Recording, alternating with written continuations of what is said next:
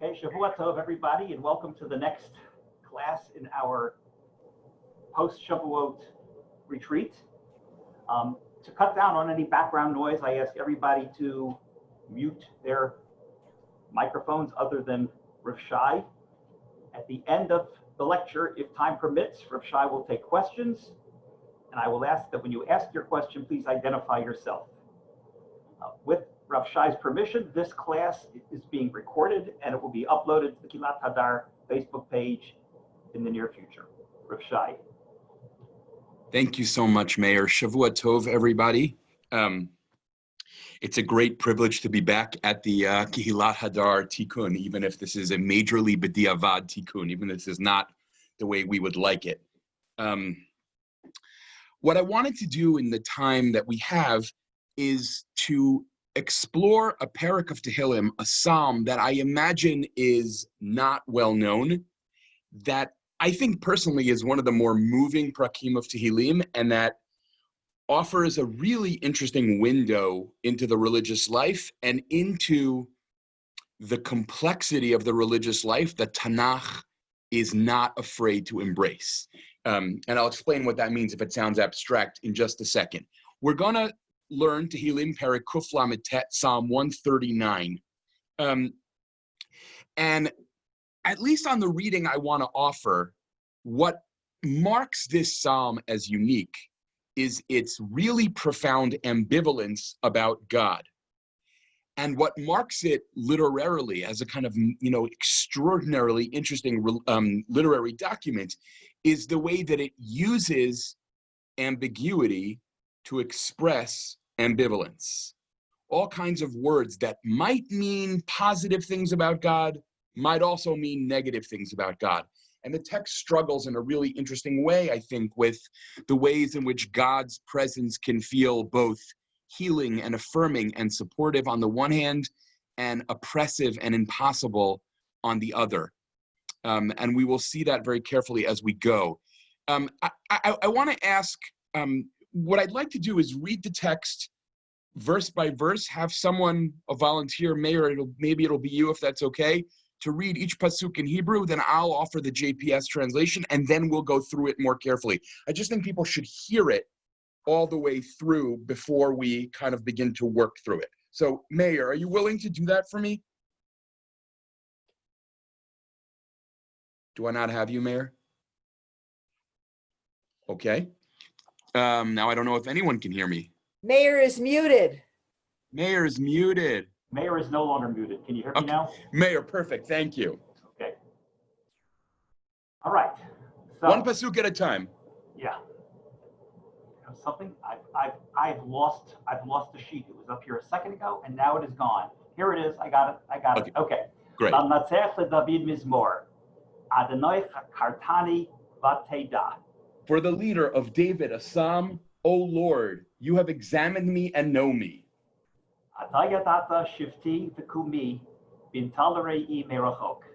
When I sit down or stand up, you know it. You discern my thoughts from afar.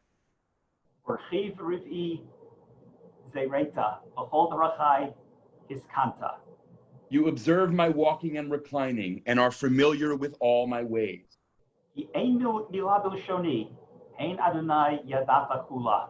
There is not a word on my tongue, but that you, O Lord, know it well.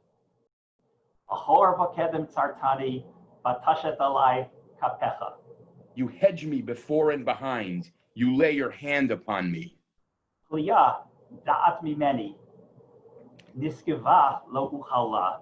It is beyond my knowledge. It is a mystery. I cannot fathom it.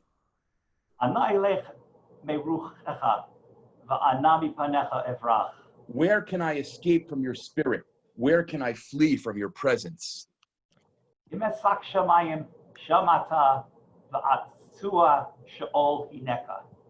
If I ascend to heaven, you are there. If I descend to Sheol, you are there too. If I take wing with the dawn to come to rest on the western horizon,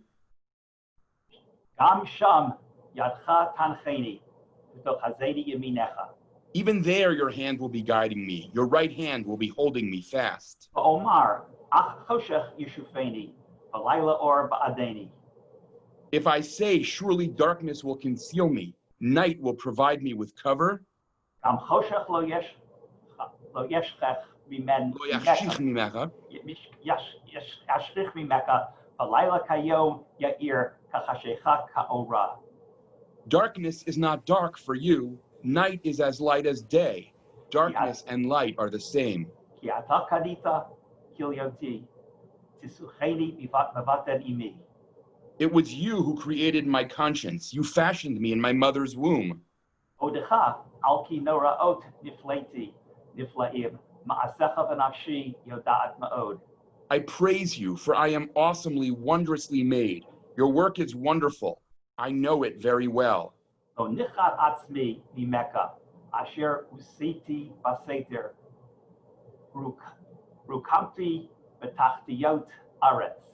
My frame was not concealed from you when I was shaped in a hidden place, knit together in the recesses of the earth. ועל מי ראו עיניך, ועל ספרך כולם יכתבו ימים, יוצרו ולא אחד בהם. Your eyes saw my unformed limbs. They were all recorded in your book. In due time they were formed, to the very last one of them. ולי, מה יקרו רעיך, על מה עצמו ראשיהם. Yeah. Veli mayakru re'echa el, ma'atzmu rashehem. How weighty your thoughts seem to me, O God. How great their number. אספרי מכל ירבון, הקיצותי ועודי עמך. I count them, they exceed the grains of sand. I end, but am still with you. אם תקטול אלוה רשע, ואנשי דמים סורו ממנו. O God, if you would only slay the wicked, you murderers, away from me. אשר יום רוחה למזימה, נסו לשווא אורך. Who invoke you for intrigue, your enemies who swear by you falsely. הלא משנאיך אדוני אסנה, ובתקוממך אתקוטט. O Lord, you know I hate those who hate you and loathe your adversaries. תכלית שנאה שנאתים, ואויבים היו לי. I feel a perfect hatred towards them. I count them as my enemies. חוקרני אל ודע לבבי, וכונני ודע שרפיי. Examine me, O Lord, and know my heart. Probe me and know my thoughts. וראה אם דרך עוצב בי, ונחני בדרך עולם.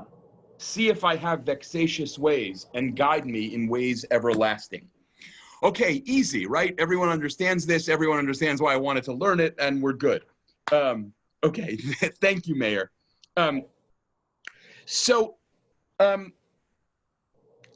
Let me begin, before we actually walk through this and try to understand exactly what we've just read.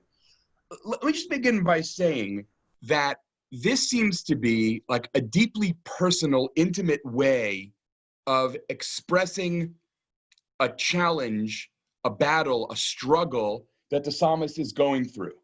The problem is God, who constantly sees him, searches him out, and that seems, at least on the way I want to read this, at first to be oppressive to him rather than enlightening or helpful. And what I think happens as this psalm unfolds is actually quite interesting. There is a shift, and we'll see this as we go, from seeing God as a force purely outside him, looking down at him, and thereby making him feel almost kind of oppressed or diminished, to a shift of perspective in which he realizes that God has been present with him, and even to some extent, you might say within him, from the time he was an embryo. And somehow the move from a God who is far away watching to a God who is intimately involved fundamentally reorients how he sees who this God is. Now, I guess I want to anticipate something we might get to at the end now and say, none of this is about, a radically immanent theology. None of this is about non-duality. There's still very much a God who is a creator here, but the creator is not distant or far away. The creator is, as it were, closer to me than I am to myself. And we'll see that as we go. It might be helpful to keep in mind that I think, and many scholars think this too, that you can sort of break up the psalm between verses 1 to 12 on the one hand and 13 to 24 on the other. In 1 to 12, God's presence is unsettling, disturbing. And in the second part, God's presence seems to be much more reassuring, maybe even comforting and consoling. I also just want to acknowledge before we go through this more carefully that the last few verses seem like they come from left field. All of a sudden, we go from a God who is more intimate with me than I am with myself to a prayer that God should slay my enemies and slay God's enemies, and a confession that, oh God, I hate all the people you do also. And we have to try to figure out what's going on there and how we should make sense of psukim like this. But I would just ask you to perhaps keep in mind the ways in which, either in your own personal experience, in conversations you've had with people, and things you've read, the ways in which God's presence can be experienced, within moments as a source of healing and salvation on the one hand, and as a potentially oppressive, threatening force on the other, right? If you have some sense of what it might mean to be open to the possibility that God can be both, I think you have a much better chance of being able to find ourselves in this text, okay? And I'll also say, one last sentence to lead in. There are a few verses here, specifically 3, 11, 16, and 20, that are extraordinarily difficult to parse in the Hebrew. It's not you, okay? So the beginning, when we turn to verse 1, to Pasuk Aleph, one thing I guess I just want to mention is that some academic scholars talk about how the first part of this psalm is about God's omniscience and all-knowingness. And it's not that that's not true.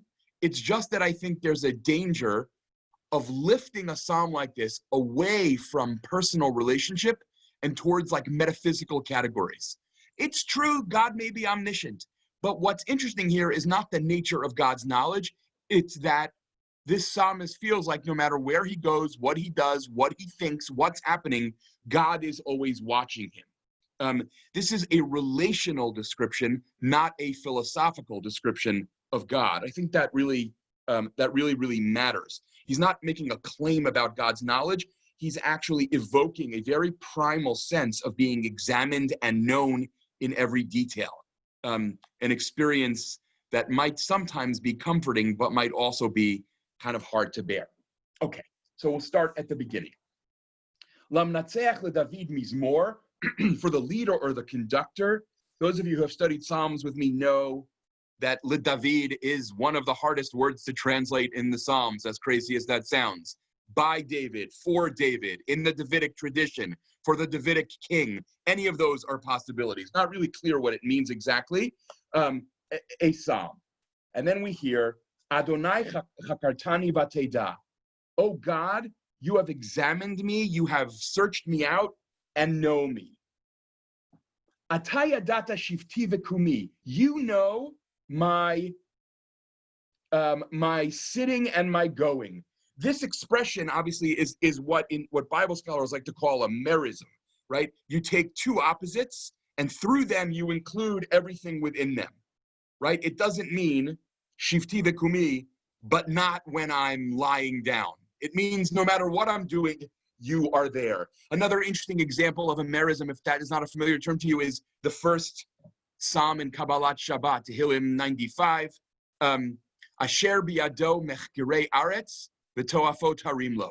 In God's hands are the very depths of the earth and the very height of the mountains. The way not to read that is to say, oh, okay, but the middle is not in God's hands. No, the idea is if the very bottom and the very top are in God's hands, so is everything else. Fascinating debate in contemporary biblical scholarship, whether Eitz Hada'at Tov Vara actually means the tree of knowing good and evil, or the tree of knowing everything. Tov Vara there being a merism. If you eat from this tree, you'll know everything that can possibly be known. Okay, so the point here, I think, is clear, right? Note the emphatic.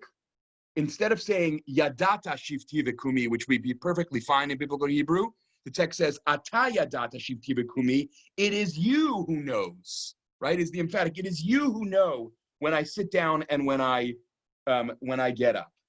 Okay, and then you see my thoughts. Banta l'rei merachok. You see my thoughts from afar. By the way, here again for the millionth time, right?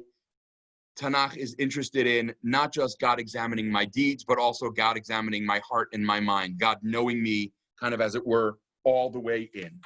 And then he goes on and says, Pasuk Gimel, or chiveriv izerita. You have you observe my walking and reclining. Robert Alter, in a highly idiosyncratic translation, my path and my lair you winnow. The reason he says that, which is just totally kind of incomprehensible, the word rava is interchangeable with ravats, which is the more common word for a place where an animal lies down. See Isaiah 11, right? And zerita is an agricultural term, which does mean winnow, but in the sense of analyze, critically assess. In other words, you know every last thing about me. Here's another merism, right? My walking and my reclining. You have this pair of merisms as a way of saying, at the very opening, there is nothing about me and my life that is unknown to you. You know every last bit of it. And you are closely intimate with all of my ways. There is no word in my mouth, which might mean, so translators here disagree. The point is the same, but they disagree about whether this means that God knows what I will say even before I say it, or that God knows what I say as soon as I say it. But the point is, even though God is far away, merachok, God is far away, there's nothing that comes out of my mouth that you don't immediately know. You can imagine feeling kind of hemmed in by this kind of presence, okay? And then comes Pasuk 5, which I think is where the real kind of ambiguity begins, right? Achor vakedem tsartani vatashet alai kapecha. JPS translates, right? You hedge me. Some other translations, you hem me in. This is a great example of how ambiguity functions here, right? Tsarar can mean protect or besiege. So achor vakedem tsartani might mean, look, you protect me on all sides. I'm totally safe when you're with me. And it might mean, you besiege me. I have no space to maneuver here because you're all over me.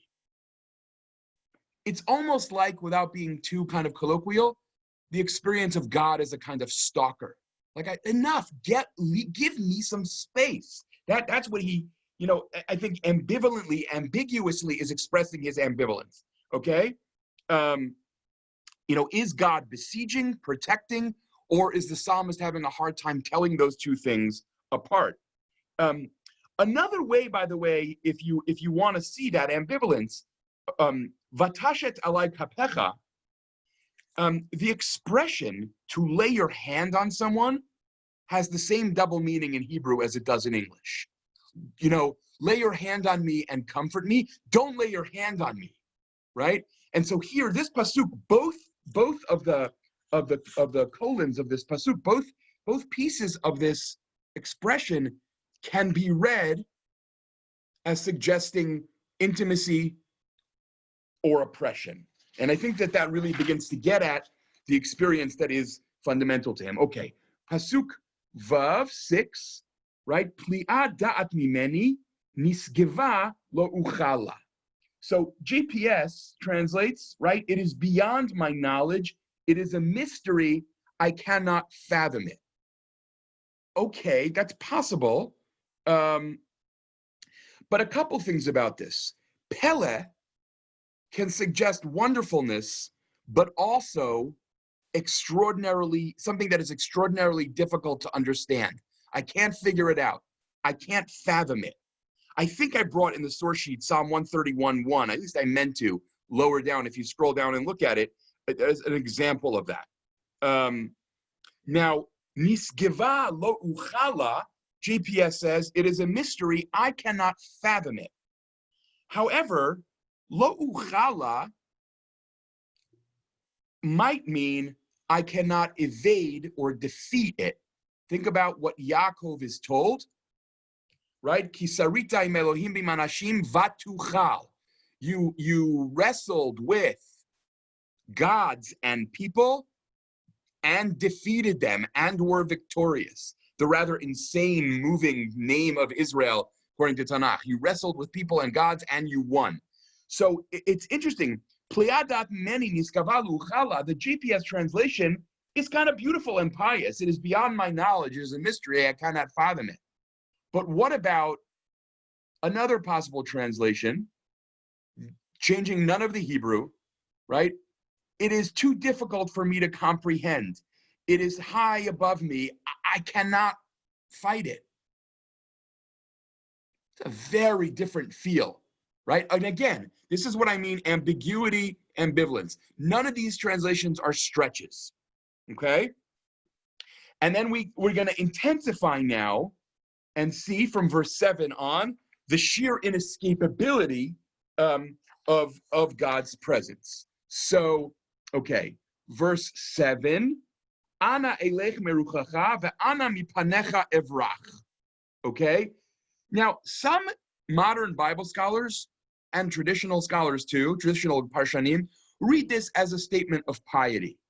And yet, Ana mipanecha evrach, where can I flee from your face, doesn't sound just pious to me. It sounds like it's also, I got nowhere to go, right? No matter where I turn, there you are. At the risk of offending some people, you know that book, what is it called? The same person who wrote Goodnight Moon. Is it the Runaway Bunny? Where the mother says to the bunny, if you go there, I'll be there. If you go here, I'll go here. And that book is supposed to be comforting. And every time I've read that book to one of my kids, I've been like, I don't want to be this parent. This parent is a stalker, right? A little bit reading that book is an interesting window into this psalm. The one time I taught this psalm before, I mentioned that, and several people who love that book yelled at me. So I apologize if I've just upset your childhood. But I think that there's something interestingly ambiguous about that book, intentionally or not. And it's similar here. Where could I possibly go? You're still there. Okay? And then he goes on, Imesak shamayim shamata. If I go all the way to the heavens, there you are. Ve'atzia she'ol hineka. And here, you have to know something about how Sheol usually works in Sefer Tehillim. Sheol is the abode of the dead, right? Which is found below the earth. But in general, in Tanakh, and especially in Tehillim, Sheol is the place that signifies being cut off from God. God does not reach down into Sheol. And here the psalmist says, in this amazing kind of like moment of hyperbole, even if I die and go down to the place where you are not, you are there. I can't even die and get away from you, right? That's you just don't leave me alone, okay? Esa kanfei shachar eshkena ba'achrit yam gam sham yadcha tanchini v'tuchazini yaminech. So if I take wing with the dawn and come to land on the west, it seems to be some image here of spending the day flying across the sky with the sun. It's like highly mythological picture. If I go from one end of the earth to the next, right? Even there, your hand will, tancheni, JPS, will be guiding me. V'tochazini minecha, your right hand will be holding me fast. So if verse 8 gave you a kind of vertical, if I go up, if I go down, you're still there. Verse 9 now gives me an east to west. If I go here, if I go there, no matter where I go, there you are. Now here, again, the words could be positive. JPS's translation is plausible, right? But I don't know. Gam sham yadcha tancheni, there too you lay hold of me. I don't know. Does lay hold of someone always sound so positive to you? You can look, I think I gave you below Job 12:23. The verb here means something, I think, quite threatening, or so it seems to me. Or if you prefer, again, the verse is deliberately ambiguous. The pious reader can find here an expression of great piety. The ambivalent reader can find here an expression of his or her own experience as well, of, wait, this is hard. I really, could you give me 5 minutes to myself? And then in verses 11 and 12, I'll just say this quickly so we can kind of pick up the pace a little. You have here the statement, human beings can hide from each other by heading into the dark, but it doesn't work with you, God. Darkness is light, light is dark. It doesn't make a difference. Everywhere I am is still light from your perspective. Okay? And then we have what I think, or at least I want to propose, is the shift. Okay? You have here in verse 13, Ki ata kanita chilyotai tesukeni biveten imi. You created me in my mother's womb. Sorry, you created my conscience, and you formed me in my mother's womb. Here, it feels to me that there's a bit of a move to trust, and you'll see what I mean, I hope, in just a second. This, by the way, is reminiscent of the beginning of the book of Jeremiah, Sefer Yirmiyahu, where God sees this psalmist, like God saw the prophet, in the womb. And somehow this wonderfully mysterious process of gestation heals his feeling of being oppressed by God, or at least I'm going to suggest that. Or maybe you could say it another way. The idea is that God knows all about me and that I can never escape God, not because God is some oppressive force stalking me, but because God was involved in my life from its very first instant. And I would not be anything without God's nurturing, loving hand. It's a kind of a total flip. Now, I want to mention as we kind of begin to go through this verse, and this might surprise some people, that the idea of God creating an individual is actually quite rare in Tanakh, right? The creation of the human is really fundamental. The creation of the earth, the creation of everything that is, right? But the creation of the individual appears in just a few places. Yirmiyahu Perek Aleph, Tehillim Chaf Bet, Tehillim 71. It's actually quite rare. Okay. Now, Kiatach Kanita Chilyotai, JPS translates, it is you who created my conscience. Chilyotai means something more like my inner organs, my kidneys, my liver, right?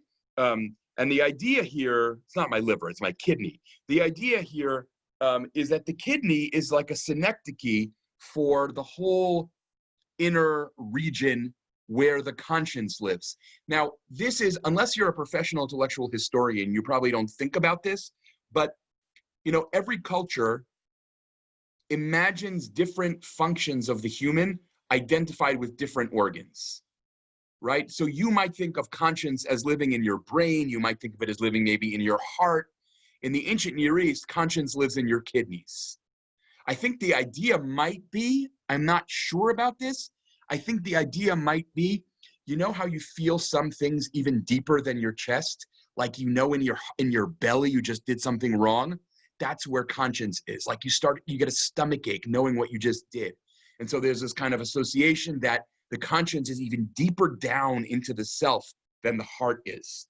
Okay? So JPS is here translating very much idiomatically, my conscience, but literally you created my kidneys. Okay. Now, Odecha, I will praise you. Al ki noraot nifleti. Niflaim ma'asecha v'nafshi yodat me'od. Now, JPS, really interestingly, as is common, translates al ki noraot nifleti, for I am made wondrously. That is fine, and may even be what's intended, but it is worth noticing that nifleti, as in wondrously made, should have an aleph. Al ki noraot nifleti, like the next word, niflaim ma'asecha. And nifleti with a yud actually seems to mean, that is, for those of you who are like Hebrew freaks, Pei Lamed Aleph is wonder. Pei Lamed Hey means to be set aside, made distinct. So it might mean here, I praise you, God, for you have made me distinct. That is, you have known me from the very beginning, from the time I was merely in a womb. And you don't know me as a generic example of the human species. You know me as an individual from the time I was an unformed or underformed embryo until the present day. I'm guessing that there's a word play between nifleti without an aleph and niflaim ma'asecha with an aleph. Okay? V'nafshi yodat me'od, and my whole being knows it very well. Now, if you look back now to Pasuk Vav, you'll begin to see again how ambiguity and ambivalence play themselves out in this text. We said, play ad da'at mimeni, and I suggested that it might not mean what JPS said, it is wondrous or whatever, but rather it might mean it is too difficult for me, I cannot understand it. If that's the case, we have here a wonderful play with the word pele. What earlier had been experienced as some ambivalent, wonderful, difficult, overpowering, now seems unambiguously wonderful, right? I will praise you because you have made me an individual, niflaim ma'asecha. Here the pele is not ambiguous at all, right? It is simply wondrous what you've done. Now, I want to just underscore one other thing here that I think is interesting. Al ki noraot nifleti. Noraot elsewhere, and I gave you some examples at the bottom of the sheet. Noraot often refers to God's great and mighty deeds in history, right? Mi kamocha ba'elim Hashem, mi kamocha nedar b'kodesh, right? Nora, God does these amazing acts in history. Here, God's creation of the psalmist in all his individuality is as wondrous in some sense as the amazing things God does in history. That is that the word Norah, I think, is supposed to make associations for you. One of the challenges, I should sort of maybe just say this out loud, even though it kind of sounds daunting and ridiculous. One of the challenges of learning Tehillim especially is that Tehillim assumes that you know all of Tehillim by heart. This is true about a lot of biblical texts, right? The meaning of a psalm often takes place not in the psalm, but in between the conversations between the psalms. Here's an example of what I mean by this, right? Psalm 44, the angriest psalm, arguably the angriest parak in Tanakh, right? The psalmist explodes at God. Ura, lama tishan Adonai. Wake up, God. Why are you sleeping? And that in itself is pretty audacious. But you are supposed to be hearing in the back of your mind, Hine lo yanum velo yishan shomer Yisrael. Right? Behold, the guardian of Israel doesn't sleep or slumber. And so the meaning of Psalm 44 is in its explosive friction with the claim that God never sleeps. Or if you want to go even further, you can remember what Eliyahu says to the prophets of Baal when they don't answer, when the Baal doesn't answer their sacrifices. He says, guess your God might be sleeping. Implication being only fake gods sleep. Then comes Psalm 44. Why are you sleeping, God? Right? The force is in the dynamism of those texts talking to each other and, to use an unserious enough term, riffing on each other. So here, maybe it's an overreading, but I think the word noraot here might actually be significant, right? Here, God is discovered not in the great redemptive acts of history, but in the formation of an embryo, and in the helping of a child become an adult, and in the kind of like, daily accompaniment, the intimate daily accompaniment that God provides. Okay, verse 15. Lo nichad atzmi mimeka asher useti vaseter rukamti betachtiot aretz. Okay, so here I don't want to go into this one at length, other than to say, right, my very self, my physical self, was not hidden from you when I was shaped in a hidden place, knit together in the recesses of the earth. Here, Robert Alter, I think, very astutely suggests that there's a kind of archetype here. I was just talking about the womb and the depth of the earth in all kinds of cultural settings parallel each other and are reminiscent of each other. Okay, now Pasuk Tet Zayin, as I mentioned earlier, is a mess. It is very hard to translate. I'm not convinced that the text doesn't need to be amended in some way, but I'll just very quickly try to sort of maybe talk through what might be going on here. Golmi ra'u einecha, your eyes saw my unformed limbs. Okay, that works. Ve'al sifrecha kulam yikatevu, they were all recorded in your book. Now, the Hebrew doesn't make a lot of sense, and it makes even less sense when you realize that al sifrecha kulam yikatevu is in the plural, but there has been no plural antecedent. JPS, you'll notice, cheats by translating golem as my limbs, right? It turns it into plural so that the English works better. But the Hebrew demands a singular. It should be something like Ve'al sifrecha kulo yikatev, or something like that, okay? Now, Parshanim try all kinds of things here. Rashi talks about this is a list that contains a book that contains a list of all people ever to live. Ibn Ezra thinks it's a blueprint God looks at in creating. The point is, we don't really know what this means. And then it gets worse. Yamim yutzaru, in due time they were formed. What is the they? Alter thinks this refers to the days. In other words, sorry, let me say this more clearly. Alter takes yamim to mean days, right?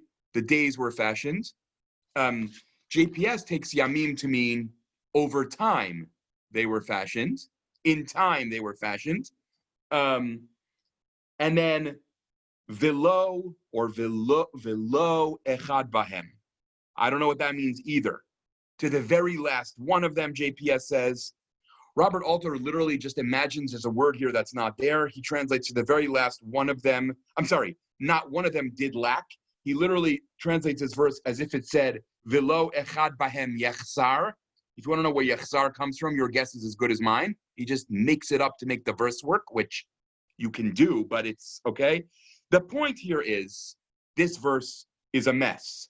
But the idea seems to be something like, from the time I was not yet formed, you knew me, and all of my days or all of my life was, without exception, clear before you. How you want to render the verse is open to a lot of interpretation, and none of them are going to be neat. If you want to ask me in the Q&A, I can give you, I have in my notes here like a whole pile of translations and how they're all different from each other, but I don't want to torture you, and I want to see if we can get to some time still for questions, which we might not. Now, you might say here also there's a transition. Earlier, there was a sense of almost being stalked. There was no place or time where he could escape God. Now, he appears to rejoice that there is no time outside of God's providential attention to him, right? There's a kind of, again, the facts have not changed, but the perspective on the facts has changed completely, okay? Verses 17 and 18, V'li mayakrure echael ma'atzmu rashehem, right? I will count them. They're greater even than the sand. The thought that God's thoughts are unfathomable. You know that probably most famously from the Haftarah for Mincha on Taniot Tzibur, Kilo machshvotay machshvotechem. You know, your thoughts are just so beyond mine. Now, what is mayakrure echael? This is a wonderful ambiguity, but I think both meanings are positive. JPS, NRSV, Robert Alter, they all translate how weighty are your thoughts. But mayakru re'echa can also mean how precious, yakar, right? So, and I suspect that here it means both. There, in verse 6, we said, Lo uchala, I wasn't able, I was pitted against your thoughts, and I couldn't do anything with them. And now, your thoughts are weighty and precious. They are dear to me. God's unfathomable mystery is something that I cherish and don't feel just intimidated by. Okay? Now, here, there's a kind of envelope, an inclusio, you would call it in literary speak, where you had, in verse 2, Banta l'rei merachok, you, God, knew all my thoughts. Now, I, the human, am awed by yours, right? Mayakru re'echael. And then in verse 18, I just want to mention that hekitzoti is hard to translate. JPS translates, I end. NRSV, I come to an end. Other translators, the NIV, I awake, which is what hekitzoti normally means. The question is, awake from what, right? So, not sure. Robert Alter suggests, this is maybe a little bit of far-fetched, but what the poet may be imagining is that after the long, futile effort of attempting to count God's infinite thoughts, he drifts off in exhaustion, then awakes to discover that God's eternal presence with all those endless divine thoughts is still with him. Okay. As my late mother used to say, Osha Kain, Osha Lo. That might be right. It might very well not be right. What I want you to notice, though, that I think is really interesting here, kind of spiritually, you would expect it to say, Hekitzoti ve'odcha imi. I awoke and you were still with me. But instead you get here, Hekitzoti ve'odi imach. And I am still with you, right?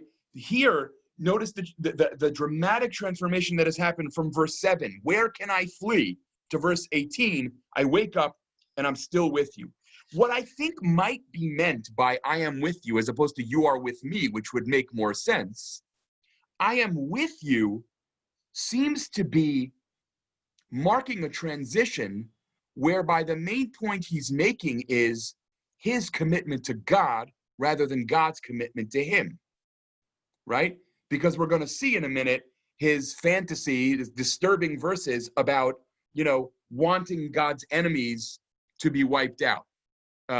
Okay, and with that, let's talk about this ending part, which is quite hard. The logic, I think, without kind of endorsing or apologizing for it, the logic, I think, is that when you become fully committed to God, odi imach, you find the idea that there are people who are opposing God's will intolerable. And hence the sort of explosion of, oh, God, would that you would deal with this. There's an interesting shift here from God being a kind of enemy to God being a partner and the enemies of God being the enemy. But these verses, obviously, just to sort of not put too fine a point on it, are quite dangerous, right? Because, the idea of appointing yourself the enemy of God's enemies has, littered human history with an awful lot of corpses, right? I mean, it is very much playing with fire. And in fact, I want to sort of just notice, it's common among a certain kind of devout Christian scholar, James Mays, a well-known Christian Bible scholar, points out, well, it's not his own enemies he's cursing, it's God's enemies. And yet, the slippage between imagining that my enemies are actually God's enemies, and so it's not me who's fighting, right? I kind of feel like you could argue that makes it worse rather than better, right? So let's kind of confront this a little bit. He prays he wishes, God, you kill them. And he says, you go away from me. And then verse 20 is a little bit hard to understand. Asher yomrucha limzima, GPS, who invoke you for intrigue and swear by you falsely. Some people think nasu lashav arecha actually means speak against you. But given the phrase nasa lashav in the Ten Commandments, it does seem to me that it means here to take God's name in vain. People not who speak of God maliciously, but who use God maliciously. And if that's the case, then there's something a little more interesting here than we might at first think, which is that the enemies here might not be those who declare themselves enemies of God, but those who declare themselves friends of God and use that purported friendship to do horrible things. Oh God, I daven mincha. If I don't pay my taxes, it's none of your business. Or, right, oh God, I'm pious. If I kill a few people now and again, what's the big deal?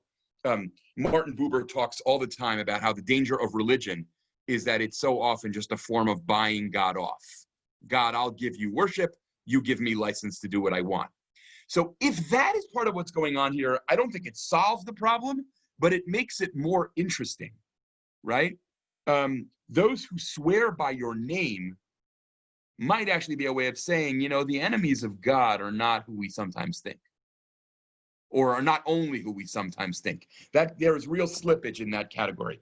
By the way, the word arecha for enemies, this is, I gave you, I think in the bottom of the text, it appears in, I think I gave it to you there, it appears in Shmuel Aleph. This is a very late word. It's an Aramaic word, ar being an enemy. And then in verses 21 and 22, right, there's an expression of solidarity. I hate everyone you hate. The problem is, there's a very fine line between I hate everyone you hate and believing you hate everyone I hate. Not to mention maybe wanting to be hesitant about the idea that God hates anyone at all, right? But in any case, you have here this kind of very kind of intense feeling of, now that I realize the intimacy and the closeness of our relationship, God, I want to kind of stand up and fight on your side. Now, but then what happens is interesting, because he asks God to search him out. Chokraini el v'dalav avi. What you did in the past that drove me crazy, I am now asking you to do. The indicative, which was oppressive, now becomes a kind of imperative, which is a prayer. Please, God, seek me out, know my heart. B'choneni v'da sarapai. Probe me and know my thoughts. Sarapai might better be translated often as my anxieties. Search me out and know my anxieties. Now, I want to mention here, I think this is homiletical, but I'm not 100% sure about it. Some, very few, but some Bible scholars suggest that verses 23 and 24 should be read as the psalmist recognizing that what he's just said is extremely dangerous. And so after he says, oh God, I wish you would kill the enemies. I wish you would kill the evil, and I want you to know I hate all those who hate you with a perfect hatred. And then he says, God, could you examine me and make sure that my thoughts are not upsetting to you? That there's a kind of, these scholars suggest that there's a self-critique here, right? Oh my God, I realize I'm playing here with fire. I think that that's an amazing drasha. I'm a little skeptical that that's pshat, but maybe. I'm softening on that. Some of you studied this sex with me before, and I was like pretty convinced it's not right. Now I'm 94% convinced it's not right. And then he says in another wonderful ambiguity, Ure'ei im derech otzev bi. JPS translates, see if I have vexatious ways. Except that would be derech eitzev bi. Derech otzev bi seems to be like atzabehem kesef v'zahav, the way of idolatry. See if there is idolatry within me. And here, by the way, it may just be this, the psalmist loves the ambiguous Hebrew, right? So see if there is something that renders me vexatious in your eyes, namely idolatry. Um, okay, and then unecheni b'derech olam. If I'm right, what I said before, that verse 10, tancheni can be lay hold of me in a negative way. Here, the complete flip has happened, and now tancheni is guide me. And he's done a total about face. Now, there's a lot of things that we might be tempted to say in closing, and I don't have really any time to do it, but I want to just sort of underscore one piece here, which is, it doesn't seem like God has shifted at all in this text. It's all about kind of the psalmist beginning to reimagine what God's presence is. Is it just coming from far away and essentially watching and judging? Or is the one who watches and judges first and maybe foremost the one who is right here nurturing, caring, and crafting? And does the latter realization completely shift the perspective that one might have on the first part? And then again, as I said, we get to the real difficulty of the closing verses, which I think are complicated to wrestle with. Okay, Mayor, do I have time for one question? I mean, sorry, let me just say one more sentence, which is, one of the things that I think is so incredibly moving about Sefer Tehillim is that it gives expression to all kinds of things that your 7th grade Tanakh teacher thinks Tanakh can't give expression to. It gives expression to anger at God. It gives expression to anger at other people. It gives expression to the full range of human experience and emotion. It even gives expression to the sense of, God, you know what? I'm a little down on you. And your presence is not always such a bracha. And I'm not going to just sit here and mouth pieties. So I think there's just something actually enormously powerful about that. This psalm does see itself as having healed that at the end, I think. But still, it gives expression to something I think is actually really quite profound. And it may not be a once-in-a-life process. I used to feel this way, now I feel that way. It may be that this is about 2 ways of experiencing God that one goes through at different phases of one's life and at different moments. Mayor, can I take one question despite it being 10:55, or do we have to go? 10:52. One quick question. Does somebody have a question? One quick question. Wow. No pressure, anybody. Well, I can't see anyone because everyone has rendered themselves invisible except for, let's see here, literally everybody. Mayor, Josh Greenfield, Jessica. I see a few people, David, Molly, but no one has any questions because all you want to do now is put on a tallis and daven this psalm. Okay. I want to thank Shai immensely. It was just such a wonderful thing to have you back at the retreat after all these years and to enjoy your words. And again, I cannot thank you enough. So for everybody else, we have another session starting in about 5 minutes. So thank you all so much. Sending wishes for health and safety and healing for those who need it. And Shavuot Tov. Shavuot Tov, everybody. Oh yeah, Rabbi. Thank you, Shai.